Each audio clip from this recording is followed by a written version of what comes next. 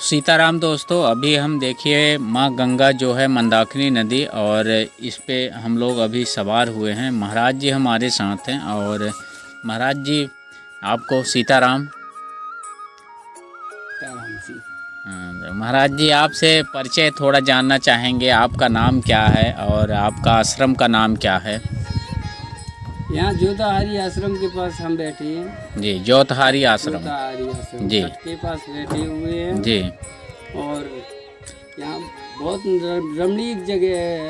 ये स्थान ये समझो चित्रकूट धाम में सबसे तो निचला पानी का स्थान है। जी, सबसे गहरा पानी जी। जो अभी बैठे हुए हैं ये काफ़ी गहरा नदी है यहाँ। और हम लोग जोतहारी आश्रम, अनसुईया जी हमारे यहाँ से कितना किलोमीटर है? अनसुईया जी यहाँ से 5 किलोमीटर आगे। जी, 5 किलोमीटर जंगल के भीतर जी, तट के किनारे बैठी हुई। जी, जी, जी। तो महाराज जी अपना नाम बता दीजिए पहले। हमारा नाम है अजय। अजय बाबा। जी, अजय। जी। आप कहाँ के रहने वाले हैं? हम रहने वाले जिला इटावा, उत्तर प्रदेश। जी। तो महाराज जी देखिए, जिला इटावा यूपी के रहने वाले हैं। कितने दिनों से भजन साधना कर रहे हैं महाराज? वैसे भजन साधना तो काफ़ी समय से ही चल रही है, लेकिन अभी यहाँ हमें 3 महीने करीब हो गए हैं। जी, सेवा देते यहाँ सेवा देते जोतहारी आश्रम में। जोताहारी आश्रम जी, यहाँ वैसे पहले सन 2014 से आते जाते रहे, सेवा देते रहे। जी, जी, और आके रहे भी हैं। जी, जी, काफ़ी अच्छा है, स्वभाव है। जी, हाँ, जी, चेतन दास महाराज का, जी, चतुर्भुज महाराज जी, का काफ़ी अच्छा स्वभाव। जी। बड़े महाराज तो अभी हैं नहीं, महाकुंभ में गए हैं दोस्तों, इसलिए आपको दर्शन नहीं करा पा रहे हैं, क्योंकि अब कुंभ से लौटेंगे तभी आपको दर्शन हो पाएगा। तो महाराज जी आप ये बताइए कि आप पहले आपका बाल परिवार है कि नहीं है, कि आप मतलब नहीं, हमारा बाल परिवार है। जी, हाँ, जी, बाल परिवार है। हमारे बच्चे हैं, हमारे भाई बहन हैं। जी, हाँ, हम भाई बहनों की शादी, बच्चे की भी शादी हो गई है। जी, बच्चे जी, की शादी, जी, जी। मेरे नाती भी है। अच्छा महाराज जी, हाँ, मतलब पूरे पारिवारिक हैं। मतलब अब पारिवारिक है। गृहस्थ आश्रम भी हो गया, अब वानप्रस्थ आश्रम ले रहे हैं। अब गृहस्थ आश्रम तो उस समय ही खत्म हो गया जब हम अपने बच्चे की शादी कर दी, उसे लायक बना दिया, व्यवस्थित कर दिया। वो जी, पैदा कर रहा है, खा रहा है। जी, तो हमारे लिए तो वनवास है। हमारी पत्नी वाइफ जो है, जी, 24 साल हो गए गुजरे। 24 साल गुजरे। एक ही बच्चा था। जी, जी, तब से हम जी, उसी बच्चे का भरण पोषण किया, अपने बहन भाइयों की शादी संबंध किए। जी, हाँ, घर परिवार का भरण पोषण किया। जी, जी, हाँ, आज आनंद में जीवन है। जी, तब जब चारों तरफ से मुक्त हो गए तो आनंद में जीवन ले रहे हैं। जी, जी, अपने आश्रम में सेवा दे रहे हैं, भगवान को सेवा जी, दे रहे हैं। जी। तो महाराज जी लोगों को जो मतलब साधु वेश जो धारण करता है, कौन कौन सी कठिनाई पड़ती है साधु वेश धारण करने? साधु वेश में सभी कठिनाइयाँ हैं। शुरू से आने से पहले जाने तक जी, कठिनाइयाँ ही कठिनाइयाँ हैं। जी, क्योंकि साधु वेश रखने से पहले आदमी को पहले ये सोचना पड़ेगा कि हमें परोपकार करना है और परोपकार के लिए जीवन लेना है। जी, और परोपकार के लिए जीवन लेना, आज दूषित वातावरण हो रहा है तो उस पर ध्यान दे। जी, बिल्कुल बिल्कुल महाराज। आज पेड़ पत्तों में जो बीमारियां लग रही हैं, वृक्षों में बीमारियां लग रही हैं, ये दूषित वातावरण की वजह से लग रही हैं। जी, जब हमारा दूषित वातावरण हो जाएगा तो हमें ऑक्सीजन नहीं मिलेगी। ऑक्सीजन नहीं मिलेगी तो आने वाले समय में जीवन चला जाएगा। जी, मृत्यु के रूप में हम होंगे। जी, न जन्म होगा, न पैदा होंगे, न आएंगे, न जाएंगे। जी, जी, उसे बचाने के लिए हमें सभी को सोचना होगा, हम अकेले ही नहीं। जी, हर साधु समाज को, हर व्यक्ति को यही सोचना होगा कि हमें पहले अपने जीवन को, अस्तित्व को बचाना है। जी, बिल्कुल महाराज। और जब तक हम अपने अस्तित्व, अपने जीवन को नहीं बचा पाएंगे तो हमारे लिए जीवन नष्ट है। और आने वाले जीवन के लिए हम क्या दे के जाएंगे? हम आने वाले जीवन को जहर दे के जा रहे हैं। जी, ऐसा करें कहीं अमृत मिल जाए तो अमृत पिला के जाए। जी, इसकी यही सोच रखनी होती है हम जी। महाराज जी आज लोग तो कोई सोचता नहीं है कि पर्यावरण क्या है, सिर्फ अपना काम निकालता है।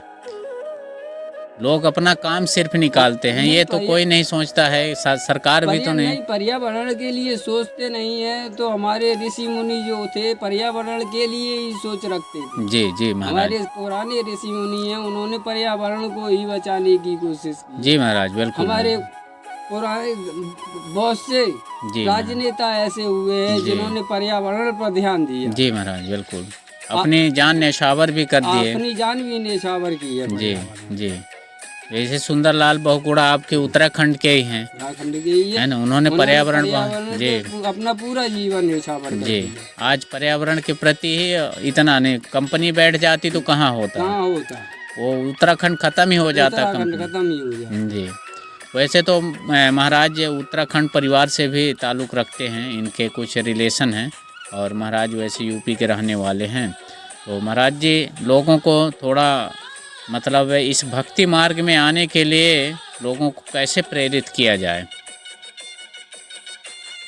भक्ति मार्ग में आने के लिए आदमी को कठिनाइयाँ झेलनी पड़ती हैं, घर परिवार को विजय, क्योंकि आज के जब समय में आदमी के पास समय नहीं है। जी कष्ट जी कष्ट हर तरीके के, और उसी को पहले भक्ति मार्ग की तरफ आना चाहिए, जो कि अपने जीवन को ईश्वर या धर्म की रक्षा या देश की रक्षा में लगाना है, कि हमें देश की रक्षा करनी है जी। मस्त मलंग रहना है जी, ईश्वर की भक्ति करना ईश्वर की है भक्ति करनी है। जी। तो वो तो इस क्षेत्र में चला है, बाकी इस क्षेत्र में किसी की जरूरत नहीं है कि इस क्षेत्र में आ सके। जी, बहुत लोग नहीं आ पाएंगे महाराज जी, नहीं आ पाएंगे, क्योंकि ये जीवन ही ऐसा कठिन, जीवन ही ऐसा कठिन, कांटों से भरा रास्ता है। कांटों से भरा रास्ता है जी। ये जीवन ही ऐसे संघर्षशील बनाया गया है जी कि संघर्ष से अपना जीवन नैया पार कर ले भगवान। जी। हर व्यक्ति। महाराज जी इतना पहने हैं आप, तो ठंडी नहीं लगती है आपको? नहीं, ठंडी बिल्कुल नहीं लग रही, यहाँ मौसम बहुत बढ़िया है इस समय, ऐसी बात नहीं है। जी, ठंड में कपड़े पहनते होंगे महाराज? ठंड में तो ठंड में कपड़े क्या, एक शॉल और ओढ़ लेते हैं बस, इसी में ठाकुर जी का भजन होता रहता है। ठाकुर जी का भजन होता रहता है। जी जी बिल्कुल बिल्कुल महाराज। तो महाराज जी साधु बहुत प्रकार के होते हैं, हमने सुना है, लोग भी बोलते हैं कि कुछ नकली होते हैं, कुछ असली होते, तो उनकी पहचान कैसे करते हैं लोग? साधु तो कई प्रकार के होते हैं, पहचानना तो साधु को अपने अंदर की भावनाओं से पहचानना होगा कि ये साधु है या साधक है, कुछ साध सकता है, तभी तो किसी भी साधु के पास जाओ। अगर किसी भी साधु के पास जाते हो और तुम्हें साधा नहीं उसने, तो वो साधक है ही नहीं। जब तुम्हें साधेगा तभी तो वो साधक बनेगा। तो ये साधक क्या है महाराज जी? ये साधक है, ये साधना जी, कि हमारे पास आए, हमने आपका आओ भगत किया, प्रेम। जी जी जी। साधना होती है प्रेम जी। और प्रेम जिसके अंदर हरि का बसा है, जिसके अंदर प्रेम बसा है, उसके लिए भगवान कहीं भी दुर्लभ नहीं है, घर में रहकर भी दुर्लभ नहीं है, जिसके अंदर प्रेम बसा है बाहर भी दुर्लभ नहीं है।